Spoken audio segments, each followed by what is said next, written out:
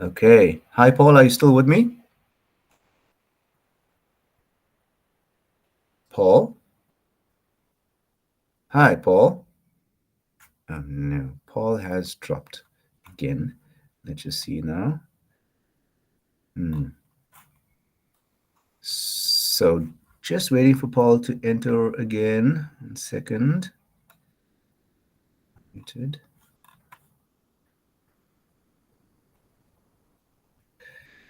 Uh,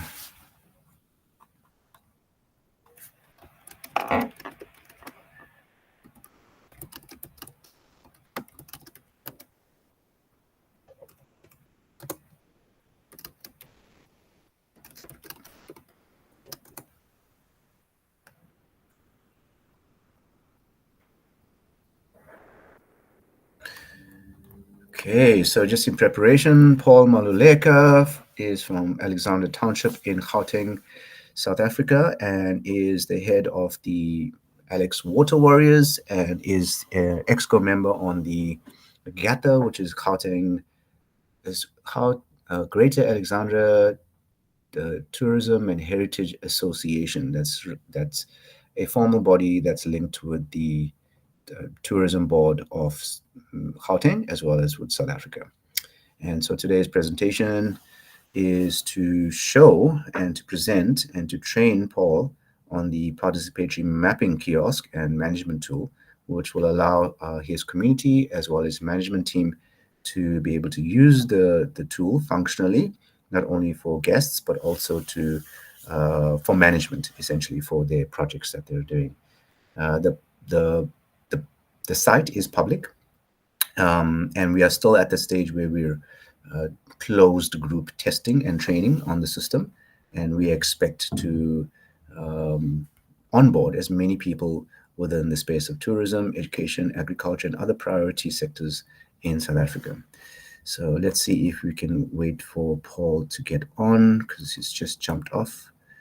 All right, cool. He says he's using another device. Yes. Okay, he should be jumping on shortly. So let's just get you. There we go.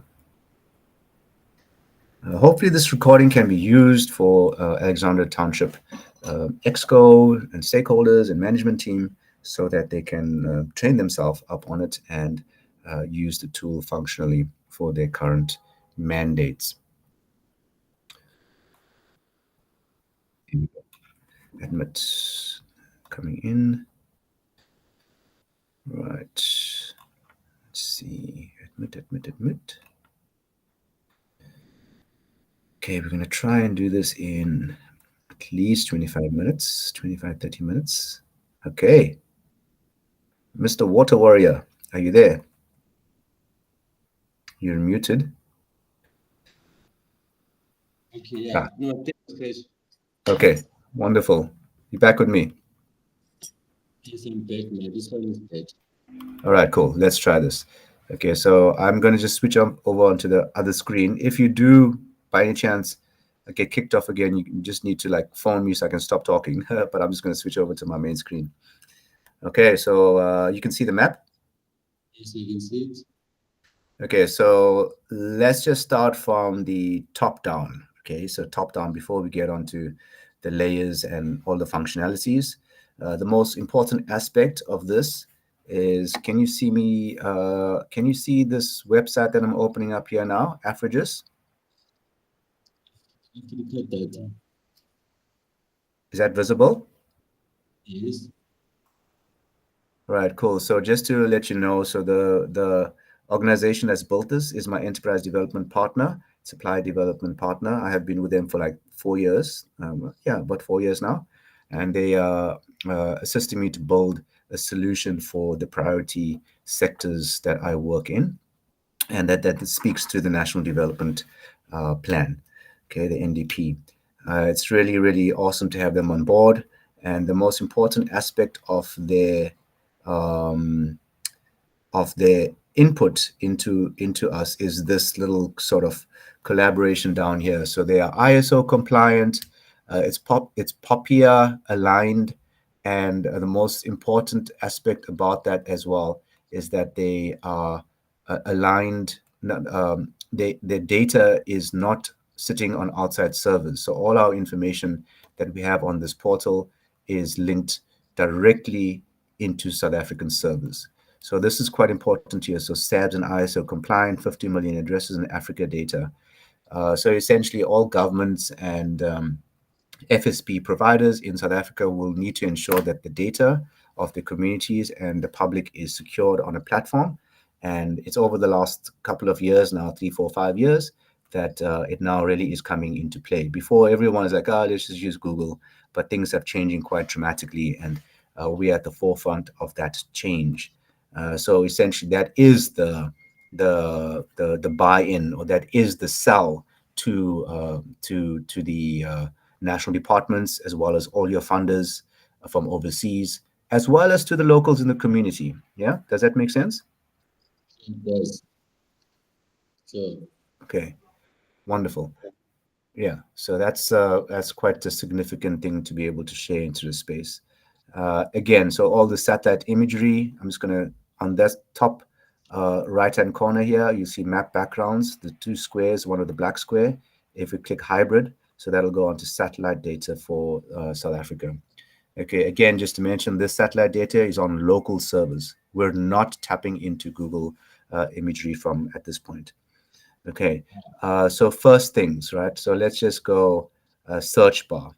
Okay, so I'm just going to explain it to you from a kiosk perspective first, and then I'll show you how to add points onto the information, because not only can you view information here, so a guest can view information, but as a team from Alex, you can add points around Alex community that will then allow a guest or funder or the association, the tour guides, all of that to be able to see the information on a public site. Yeah, does that make sense? it does. Hmm, this is amazing. Alexandra Gauteng. So I'm just gonna. So as you see here, I'm just gonna. Let's just actually type in an address. What's the museum address there, Paul? 47, 47, number 47, 7th Avenue.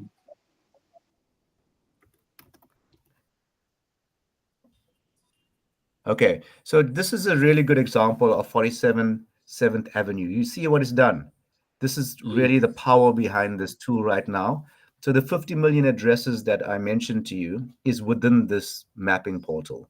Normally, if you have to develop a solution and get a separate address functionality, you pay per call. But currently, because I'm part of AfriGIS and they really want our solution to go out and make an impact as well, then eventually make some money for us. They are allowing us access into their databases. So I can search on an address, which is, like I mentioned, it's not on Google. This is all sitting within South Africa. So your address is here. Can you see that? 47 7th. This is the museum address. Okay. Yes. That's the right one. Yeah. Okay. So let's look at this now. Where are we? So it really just goes straight to the museum, looks like. Let me see. I've been to that museum. Is it the museum? That looks about right, doesn't it? No, it's upper. You see the blue building, like up. Yeah, no, you're Yeah. quite, but it's a little bit upper at the crossroad. No, no, that is So it's not not it. X. It's not on the red. That red point is not the actual museum. No, It's here. yes. No, it's not because that Okay. is not street. I think it's on the far right. Okay. So it's the far right. So this address is wrong. Is that what you're saying? Did I get the address right? 47 7th Avenue. Yes. For Okay. the same. Interesting. Interesting. Okay, no, yeah, Yeah. it's correct. Okay, just close the map just a little bit. Just shrink it. I want to see something.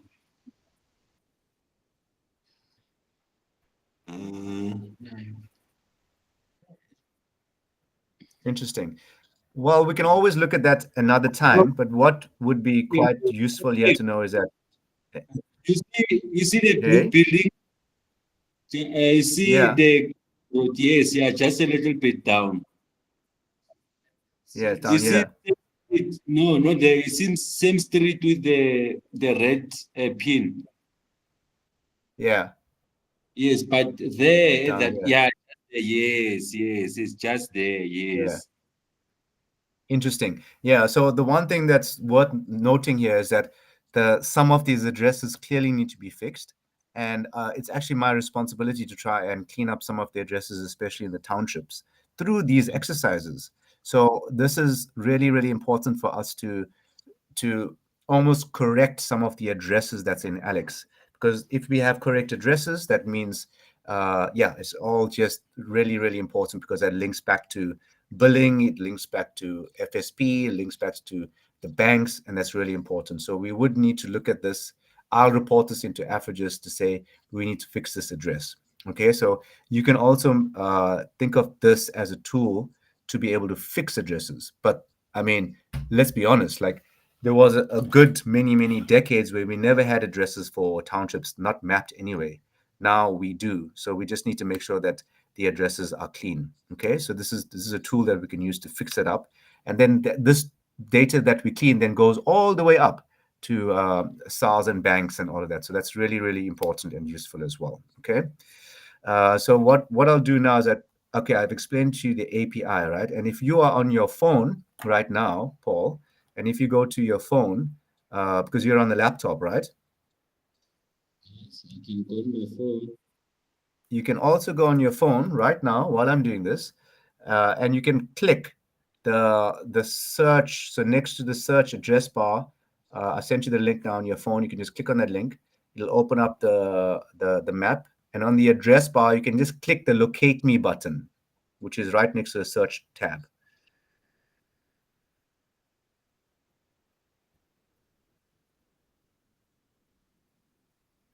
Okay, right on top, next to the search, ne? Yeah, there's like a little, yeah, next to the search tab, there's a little icon, orange icon.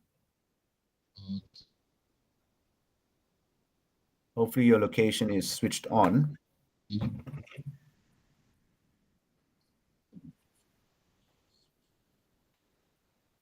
See if it's on. Yes, it does off. It's on.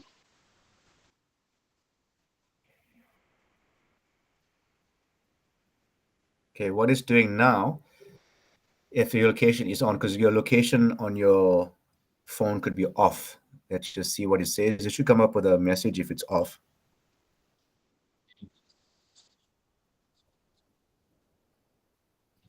Let me just, it's just being slow. Yeah. In due course, well, we'll say about maybe by end of next year we'll have offline maps, but for now it still has to be on the Wi-Fi, the internet. Okay, Kesh, you know what? This is like highly interesting for me and my team, and then what is currently happening. So I will tell you all about it. Let's continue about this. I'm just being excited. Okay, wonderful, wonderful. Okay, cool. So did it locate you? Did it kind of locate you to kind of where you are right now on the map? Oh, yes. Right. So wonderful. So you can now start thinking about the user experience from a tourist perspective or somebody that's visiting the township. Okay. Let's not think about the management side of things just yet. I'll explain to you just now about that. But for now, what we want to explain is the user experience from the tourist side, right? Okay. So, or the visitor side, or even the local tour guide side, right? So the user from the not the government side, right? Which I'll explain to you a little bit more now. So on this undiscovered treasures, okay, so you can see that on the map there. Mhm. Yeah. So on undiscovered treasures, I'm just going to put that on for now. Okay, it's commercial, all right, and you see that commercial is on there. So I'm just going to close that layer and I'm just going to zoom out a bit, right? I'm just going to put it back on vector. And I'm just going to show you an example of, so there's no undiscovered treasures here, right?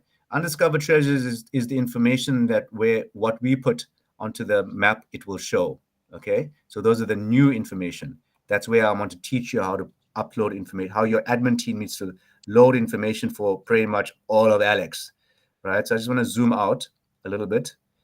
Just zoom to the whole of South Africa because I am in Cape Town. Oh yeah. Let's just go in there. So let's just go into Cape Town, right? Okay. So I'm just gonna go to like where I am based, which is like right here next to the mountain. So for example, undiscovered treasures. We're just gonna look at one there, right? So if you click on the undiscovered treasures, that functionality is slightly different because we've enabled that so that you as a user can add information about your site, your attraction, your recycling point, your point of interest, your landmark, your statues, the cooperative garden, all of it. Yeah, remember GeoTrips version 2015, Paul, with the route that Yeah. we had. Yeah, so all those points we need to now recapture and put them into this one by one. An admin person will be able to upload at least 20, 30 a day. We want them like populating Alex to the T, essentially. Okay, so here's an example here of an undiscovered treasure that we put onto our tourism kiosk down here in Cape Town. Can you see that on the left-hand side? Woodstock Cave and King's Blockhouse. Mm-hmm. So you can click on that from your phone and it'll go to number. You got that, you go to email. The bottom, what we've done for now is you can even click on the map on the link and it goes directly to your Google Maps for directions. You see that? Okay. Right? So it's a click to action. So the user can then go from here, from this map page, and we're sending them to Google, right? So we're not saying that we don't want to use Google. We just want to say there's some information, some popia compliant information that we don't want on Google, but we're happy to send some locations to a user via Google. Does that make sense? Yeah, no. Exactly. You know, like, Know what you rather than, hey. no, I'm saying like we were dreaming about what you're talking about. Like it's reality. I'm just laughing at myself that you okay. I know. I always tell my team down here in Cape Town, it's like be careful of what you dream of and be careful of the words that you have with your inner voice because they come true. So it's really amazing to present this after like I mean we started this in 2016, 2017, and here we are. It's a privilege to still be moving forward with you, Paul. It really is. And so what I would like to do here is these tourist points. I'm going to show you now how to populate that for your team, right? And the sooner we get up all those water critical points and tour guides and attractions and stuff onto the map, the easier it is for us to be able to develop your kiosk, not only a kiosk that could be live in front of the museum or we can then send that to the government and it's just the potential is just unlimited. So this is really exciting. Okay, I just want to move on to the next layer. Okay, you can see this location based analysis. Right, you can even while you're doing that you can even go to your phone and have a look at that. But I just want to go here and just zoom out a little bit. All right. Yeah, South Africa is a beautiful country, right? So this location-based analysis, right? Can you see these green kind of honeycomb grids that's kind of like spread out over all around Gauteng? Yeah. Now I'm going to show you that in with protected areas. Can you see protected areas at the bottom right-hand corner? I'm switching on. Yeah, the sun yes. Yes. Exactly. So I know you know where this is going to, uh, but I just want to show you these are all your protected areas around Gauteng, right? Now the interesting thing about that, right, is that currently Sandparks, yeah, has got the Sandparks 2040 vision. You know this now? Yes, 2040. Oh. 20, Sandparks 2040 vision. So when I developed this model, which is this model here, this H3 grid model that I'm putting on now, you see the H2 grid model, that those sort of green combs around that. Mm. It covers most of the national parks, the Sambie areas, I'm just going to put it off, right? Now I look at can the see green that. honeycombs. I can Those see green that. honeycombs, clearly there's nothing around Gauteng. But around Gauteng, there are some areas which are completely pristine. That means they're untouched by human contact. So if you look at from a little bit further afield, those green honeycombs are directly the result of the National Environmental Management Act. So I developed with my team, I developed a spatial a mapping model that found or located the pristine natural resources around our country that directly speaks to the National Environmental Management Act and the Responsible Tourism Act. Okay, are you tracking me? Yes. Yes. So bear with me. So I'm gonna put on the Sanby thing now, right? So now you as Alex and you as the water, the ninjas in Alex, you guys now have a presentation to your funders to say, we are Alex. This is the partners that we have. These are the areas we're focusing on because these are our protected areas.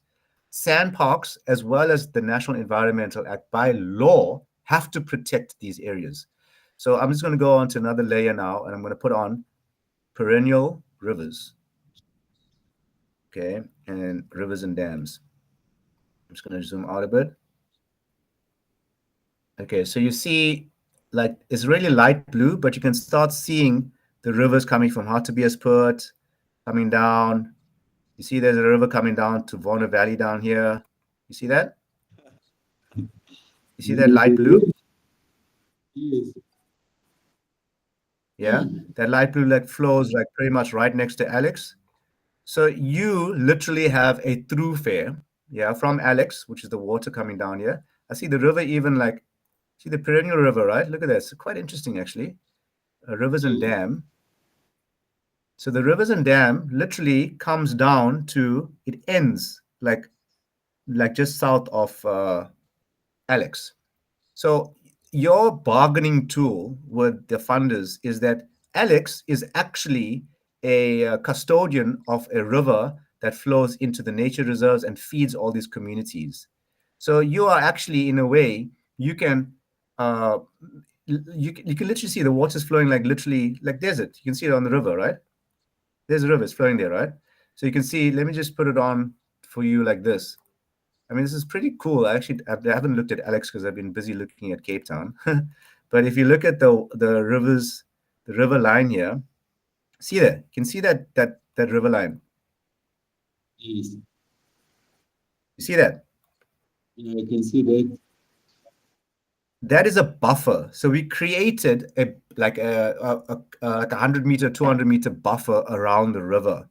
So we did that because we know that if that river is impacting the community, it's these community members that fall within this very light blue transparent overlay that you can see here. All these communities that fall within that are the custodians of your project. So whatever you're doing in Alex Water, this is your pitch to them, right? This is the pitch to them. And it's pretty cool because, I mean, you wouldn't think that there's a flippin' river flowing through Joburg, but it is. And we all know the status of that, right? Excuse my French there, but I know the situation of that because I've lived there, and I really know how important it is to clean up that river. Um, so yeah, so I'm gonna put on another. So I've also got other layers here, which speaks to the National Environmental Act and the Responsible Tourism Act. So we've got mountains, we've got Kranskop, we've got architectural stuff. I'm just going to put some on here. Now, there's not going to be many mountains per se, like right next to Alex, but I'll just show you what that looks like so that you can explain that to your team when you do meet them. So you start seeing, right? Look at that. That's pretty awesome, in my opinion. So if you start looking at that, you can start seeing immediately that there's a mountain range to the north of you. There's also looks like there's a low mountain sort of ridge that's coming up just to the south of Alex as well. You can see that's going through Johannesburg. So it really gives you a good idea of the natural landscapes that's around the community of Alexandra. Yeah, are you with me so far? Tracking me? Yeah, I think you are because you're quite. You're good there, Paul. Yeah, good. All right, cool. So I'm just going to switch off mountains for now. You can always play with those layers on your phone. It's a public site. You're more than welcome to do that with your team. There's other layers down here and the beaches as well. You can have a look at that maybe when you're sending it to your team down at the coastline. Yeah, that's pretty cool. You can see the beaches. Now we're going to get into the planning side of things. This is where I really am excited to share this with you. Okay, so let's get this. This is where I need your assistance to populate this as much as possible. So we're just going to zoom into Alex, right? And we're going to switch off the rivers for now, right? I've explained to you a lot of the natural sort of artillery that we can use now to promote and talk about projects in the space of the community. But what I would like to show you now is these points. Yeah. So I'm going to click it on. You can see that AfriGIS points. Yes. Yeah. So there's a couple of APIs here that we're pulling in from AfriGIS. It's immediately populated all of it. Okay. So, so yeah, I mean, the map is already going way ahead of me. But this points, yeah, is the points that it's sitting on an AfriGIS server in Pretoria. Okay. We need to populate these points with compliant businesses, essentially, for Alex. The sooner we do that, the better, right? Clearly, what you can see here now, if I look at what I'm showing you as commercial, the only commercial, see, if I go into commercial, right, I've got Maloka House, which is registered. I've got Chemdry Santon. I've got Giramando Alex. I've got STA Travel Johannesburg. That's it in the Alex community. Right, I've got La Piazza Italian restaurant down the road. Now I'm going to put human infrastructure on. Let's just have human infrastructure on. Let's see what it does for human infrastructure.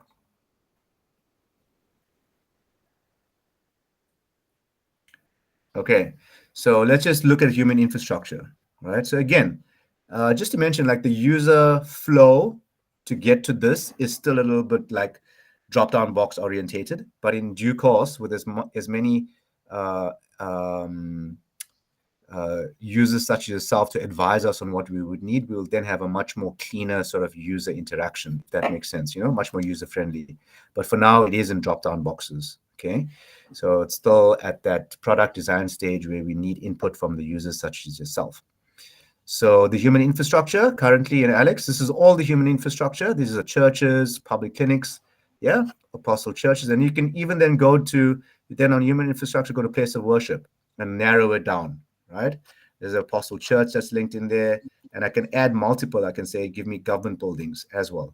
I can say, give me social services as well. You check. And now what it's doing is updating the points for that particular thing. Yeah, makes sense? So you can then even go to commercial and then have that on like what we did, right? You see now, I'm just going to go one out so you have a little bit more because there's not much in Alex. Let's just see what it looks like.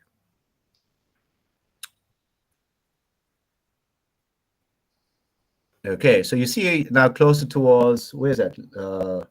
What's that? That's not Woodmead to the left. There's quite a lot of commercial activity on the left, right? On the commercial, you can then go, give me all the entertainment, right? Now, this is where we need to have, so we only got one entertainment and one restaurant listed on the database, right? Under entertainment, there's all these categories, coffee shops, fast food outlets, kids activities. We need kids activities in Alex, lots of kids activities. We need arcades. We need, dude, I think you know where this is going to. So I need accommodation. If I look at accommodation, where's my accommodation in Alex? There's nothing. Bed and breakfast. There's one bed and breakfast. Like, what is this? Molokos. Isn't this where you stay? Moloko House? Next to it? Yes. That's a conference center, right? Yes. Yeah, that's why I actually did a workshop with you guys like in 2016, 17, I think. So yeah, so you see currently AfriGIS points under accommodation is very minimal, right? So my responsibility is to inspire custodians in the communities to assist to upload as many points as possible. And then from there, we can do route development, product development, ISO compliance, South African standard business compliance, all of those things will come once we have those information onto the system. Okay, tracking me? Mhm. So far, so good. So how many businesses should we target? Say that again, Paul. How many businesses should we target for now? Yeah, let's just yeah. I think we must just yeah. Let's decide on that. I think we might need to focus on the one that are completely compliant and have all the paperwork in order, and are already functional. That's the most important part, and then we can work on the other businesses from there. Yeah, that's the most important. But we can discuss that. We can discuss that. Yeah, you can already start thinking about that. But clearly, tourism, clearly agriculture, clearly water, the priority sectors, education, ECD sites, the priority sectors as you know best. No? Okay. So no, Okay, so no. the last part of the, sorry, you wanted to say something, Paul? No, I was saying that I clearly understand.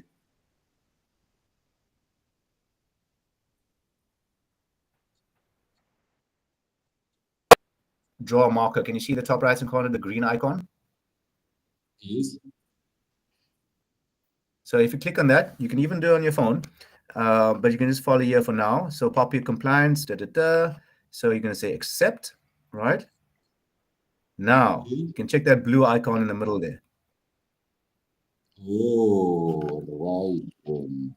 Yeah. So what is this Two Song Center? No, that is women's hostel. Women's hostel. Yes. All right, cool. Let's put a point there. So when you hold the blue marker over a point, it goes to 121. See what it does? Reverse geocodes it. That 121 Fourth Avenue, we need to make sure that that's a correct address. So when you're loading a point, when your admin team is loading points onto the uh, onto the map, we need to make sure that this point, 121 Fourth Avenue, is actually the name of. It's called. Is that the Women's actual hostel. name? Yes. Actual name Okay. is like And we're gonna make Alexander Women's Hostel. Yeah. all right. So let's call it like that. Exactly that, proper spelling. And we're gonna go into we're gonna say that this is I think a human infrastructure. We're gonna I say think it's residential. Can you they are 47. No, okay? 46.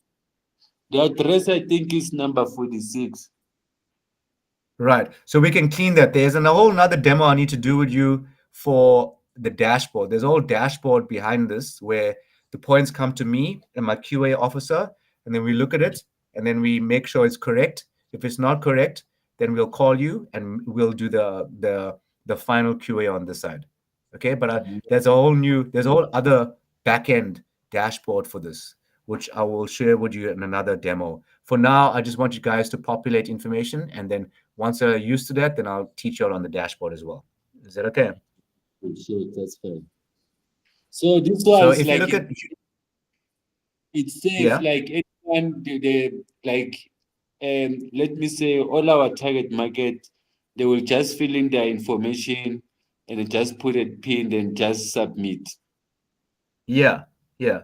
But ideally, I like one person to be a custodian of this. So somebody from your team to be the one person where they get the information and they load it on. I'd rather train one person proper, and then maybe after 2 weeks or 3 weeks where they are like populating 20, 30 a day, then after that maybe task somebody else. I don't want to train too many people because the system is still in product design stage. So I'd rather allocate a few like ambassadors, uh, train them up properly, and then take it from there if that's okay.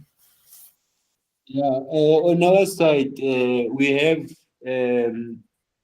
a digital transformation program and a digital skills projects that we're doing. So I was going to present it after. So we have plus minus 50 members who like are looking at different aspects of like digital transformation. So I can allocate maybe three for now so that like we can start things going. Yeah, 100%. So look, if they are linked to a TVET program or a college or they've been funded by government, we can tie that into our youth development program. We are already linked to Kshetra. Very exciting, Paul. We have 2 interns that's working for us. That's graduates from TVET, and he's responsible to do the QA from my side. So we can definitely link that in. If you have 3 candidates, we can task them to focus on Alex and maybe the 3 townships, or like 10 kilometers around Alex. But we start in Alex and work our way outwards, if that's okay. That's okay. Perfect, bro. That's very exciting. So I just want to share with you here. So under human infrastructure, so you'll get many, many types, right? Same with commercial, right? You go to commercial, you look at all these types, like many types. And you get subtypes. So I'm going to human infrastructure for now, and we're going to go into residential. You see that? Now, if I go into type 2, check, hostel. So you can actually then subtype the residential. Now, I'm going to put the number in here. What's your cell phone number, Paul? 084 Yeah. Oh, 1 second. 084. 056 Yeah. 5331. Okay. And I'm just going to put, let me just get this from my meeting. Let's do this. Sorry, 1 second. Google Calendar. Alex. I'm just going to copy your email, right? And see, this is the thing now. So this website, I have to put this information in, right? Let's just go QA address. Call Paul. Okay. Hey, sorry. Call Paul. Okay, I need a website. So what website can I point them to? I can put Alexander Utawaru's website. Cool. So it's Alex Water Warriors. Okay, cool. Let's do that. Cool. Amazing. Oh wow, dude. This looks so well done. This looks really, really great work, Paul. Wow. Okay. And then we're gonna just browse the picture. So what I'm gonna do here, can you see your website there? Yes. So normally what I do at this stage, for now, I'll take like a rectangle of the logo and I'll save that. And then when I go back to there, I'll go to browse and screenshots, and I'll just update the screenshot there and I will submit. Okay, submitting. So you see that point successfully submitted and will be shown on the map once approved. You see that? Okay. Oh. Right? So now you've pushed. It's not you've been viewing information up to now, but now we've pushed information back into the back end. Now, can you see this screen here that I'm showing you? That's the backend. This is the back end, my bro. This is the back end. Yeah. This is your dashboard. So you can see this top point here, Alexandra Women's Hostel. It's loaded. 2024. This is this year, 10th, 17th at 12:12. That's a good time. Pending. That's your number. Yeah. Approve, decline, show details, view on map, edit. I'm just going to go into edits for now. Yeah. So now you see I can see everything. I'm going to add in your note here, say on QA process pending, right? I can add more images here now if I want to, yeah. Okay. But then I can say show on map. I can have a look at that to make sure it's cool, yeah. You see what I'm doing there? I'm moving it around. Yeah, I can see that. Wow. Yeah, so I'm gonna move it like there now, right? That's a big functionality, bro. I'm just gonna say that took me and my team. They were like pulling their hair out because I wanted that functionality. But yeah, we're committed, and so I can approve this. Yes, right? It's here. It's approved. Yes. Now I'd like you to go back to your map that you have on your phone.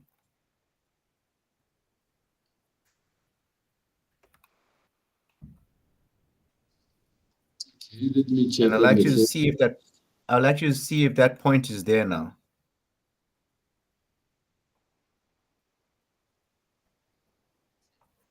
So what you need to go to undiscovered treasures on your phone. You need to go to commercial. Actually, you need to go to human infrastructure, like that. Can you see that? Yes. And you should be able to see that point on your phone now.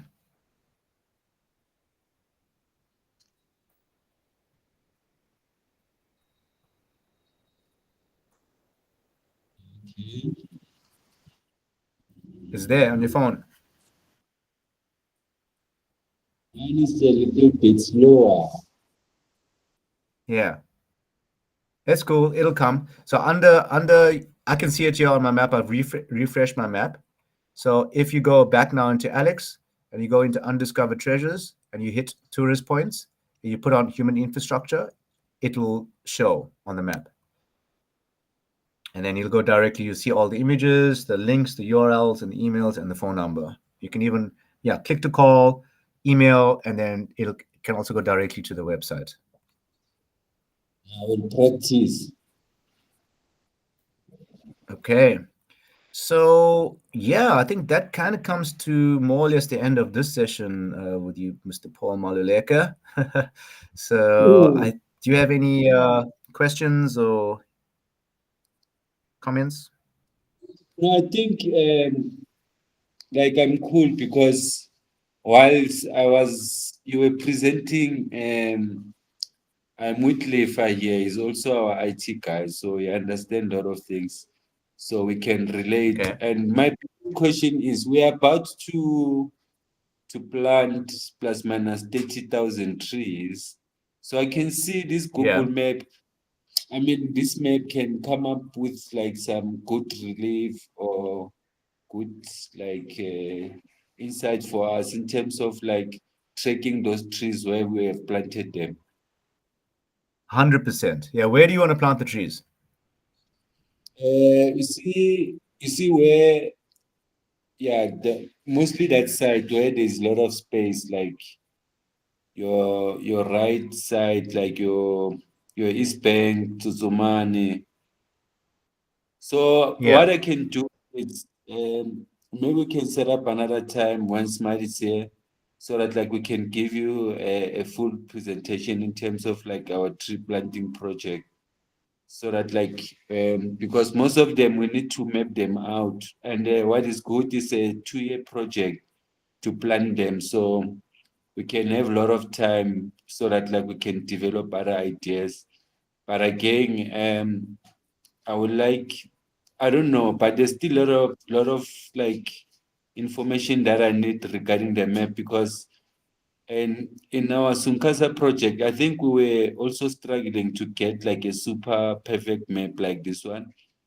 And for this for commercial purposes, I think we can present to our team so that like maybe you can present it to us so that like we can see how are we going to benefit in terms of like us using this the GIS map. Yes. No, great stuff, Paul. Great stuff. Yeah, look, I mean, I'm happy to present it to your IT team just in terms of the projects that you have for the tree planting going forward. And yeah, my quick take on that is that you'd want to GPS coordinate like pretty much not every single tree, but maybe the batches of the trees, like where they are.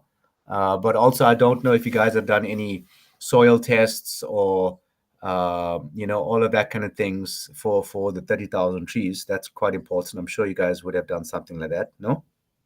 Yeah, we're working with city parks, so it's obviously that we also Right. need to bring Cool. like innovation on the table. Cool. Cool. Yeah, I think what you can drive as a community leader is to involve, like, if you look at the map that I've shown you here, right? Let me just go back here. So you see what I've done here. I've just put the rivers on the river. the overlay. Can you see that? Yes. So what I've done, if you can start seeing your 30,000 trees is probably going to go in like somewhere between this green belt, right? So what I'd recommend is that you do a really nice participatory project where you get the communities on those river lines to look after those trees, and their value add is quite important for you to, like, propose something to them. Say, if you look after these trees, this is what will happen. Like, why would a youth want to go out there and make sure that the tree is looked after, not pull the tree out, right? So that's something that is not that difficult to do, so long as you can explain things. And a map, the beauty of a map, and the reason why I actually did this is because, like, why I started this career is because a map is like, it's a picture is worth 1,000 words. A map is worth like like infinite words, because you can tell a lot to communities, elderly people, youth, all of that, just by painting a picture, right? Painting a map, essentially. So I would recommend that you, in that 30,000 tree project plan, that you do a very robust community engagement program to make sure that the communities and the houses along that green fringe take responsibility for those 30,000 trees and look after it. So we can definitely work towards that, and they can use this tool to report back. You want to be sitting in Cape Town, for example, Paul, and on holiday or working here in the tourism sector for like 3 months a year, and you must know that they're sending in information from that little grid next to the river, and it's all going well. You understand? So you use this as a participatory tool, but also as a monitoring tool. That makes sense. Yeah, so there's a lot that is going to happen because of this map, and everything that you have just mentioned, the reporting, the tracking, and also to mention we have plus minus 300 people that will be working on this project. So there's some trees that will be going to public spaces, some will be going into the homes, and then they are different. Some they're just fruit trees and some medicinal. So for us, it's going to be actually a wonderful actually experience for us. But the community is already getting involved, and it's a matter of saying that we'll just try and set up like smaller nyana focus groups so that like we can make like more impact in terms of like focusing or Mm. bring like more commitment from the community. But this map, to be honest, it just gave me like a big relief, because even now when I'm watching this river, I'm so excited because we were struggling like to get like some other information from the Gogos map, which is like some of it is not so clear and visible as well. So, but Yeah, this one, in like our streets as well, it's like super. yeah. But No, for now, what I will do, ne, I will focus on like our first assignment, like to get like our local participants on board. yes, amazing. Yeah, and I can train them up as well. But what I would like to do, with your permission, is to take this video and to edit it slightly, and to just put it up onto YouTube so that you can play this video for the person who's going to be doing the uploading first, and then I can do a demo training session thereafter. Is that okay with you? It's fine with me. It's fine. That's So, cool. That's yeah, for so long, I will identify those three people, and then I will introduce them, and then like we'll take it from there. wonderful. And then also just to mention, like, quite importantly, is that the relationship that I have with Unisa now is an ongoing one, and as we know, with academics, it takes a while for everything to go through. But I'm definitely going to put this up onto YouTube, onto my channel, Sacred Earth, which is, yeah, it's quite a nice little YouTube channel that I have now, all about this kind of projects, and then I'll share it with Professor Darlene so that they can see we're making progress. But currently, our project has been accepted at Senate, but they are just trying to get budget approved, and those things take a little bit of time. But we're still trying to aim for a workshop in November. But needless to say, that this presentation, and if we get things going from our side, and I think, Paul, you and I know all too well that if we spend too much time focusing and chasing down the go to government and academics with begging bowls, and we're not doing the work on the ground, we lose our heads, and worse sometimes. So I think what is important for us is that we keep the momentum going on the ground. Let me deal with the administrative stuff with UNISA and stuff. But no doubt I'll be using this as a leverage to send it to the the team, Professor Darlene and Nare and everybody, to show them that we are building momentum. And hopefully they can also show this to the Senate and then approve our budget for the next 3 years. We're going to get a budget approved. So that's really, really exciting to share that into the space as well. And yeah, you would most likely get communications from Nare and the admin teams just to make sure that the supplier registration forms from your side are all aligned and sorted with the UNISA so that we can get things going as well. Yeah? Okay, sure. All Yeah. right. All right. Yeah.